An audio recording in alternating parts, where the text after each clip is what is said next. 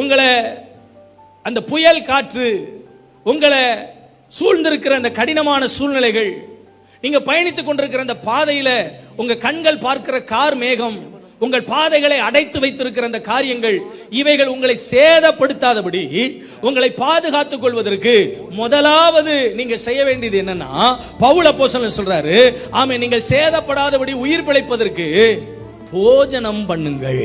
உங்களை பலப்படுத்துகிற அளவுக்கு போஜனத்தை நீங்கள் என்ன செய்து கொள்ள வேண்டும்? எடுத்துக்கொள்ள வேண்டும். இன்னைக்கு நம்முடைய ஆவிக்குரிய வாழ்வில் நாம் பலவீனம் அடையாதபடி, நாம் சோர்ந்து போகாதபடி நமக்கு ஒரு ஆகாரம் கொடுக்கப்பட்டிருக்கிறது. அந்த ஆகாரத்திற்கு பெயர் வேத வார்த்தை. நம்மை பலப்படுத்துவதற்கு தேவனுடைய வார்த்தை ஆகாரமாய் இருக்கிறது, போஜனமாய் இருக்கிறது. அந்த போஜனத்தை நம்ம தினந்தோறும் என்ன செய்யணும்? சாப்பிடணும். பைபிளை தினந்தோறும் என்ன செய்யணும்?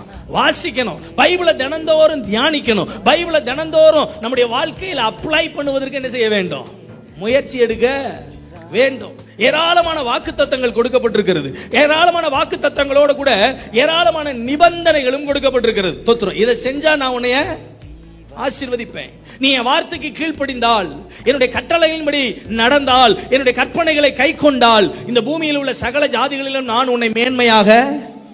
அப்ப தேவன் நம்மை மேன்மையாக வைப்பார் என்பதில் மாற்று கருத்தில்லை. எப்ப இந்த மேன்மை என் வாழ்க்கையில வரும்? தேவனுடைய வசனத்தின்படி, தேவனுடைய வார்த்தையின்படி, அவருடைய கற்பனையின்படி நான் கீழ்ப்படிந்து என் வாழ்க்கையை ஒப்பு கொடுக்கும் போதுதான் இந்த ஆசீர்வாதம் என் தலைமையில வந்து தங்கும். அப்ப நீங்க புரிஞ்சுக்கணும், நம்ம சவாலை மேற்கொள்ளணும் அப்படின்னா நம்ம திறமையினால, அறிவினால, நம்ம படிச்ச படிப்புனால, நமக்கு இருக்கிற ஞானத்தினால நம்மளை சேதப்படுத்துற சத்துருவை, நம்மளை சேதப்படுத்தும்படி எழும்பி வருகிற சவாலை நம்மளால மேற்கொள்ள முடியாது. நாம் அந்த சவாலை மேற்கொள்ளணும்னா நமக்கு வேத வசனம் அவசியம்.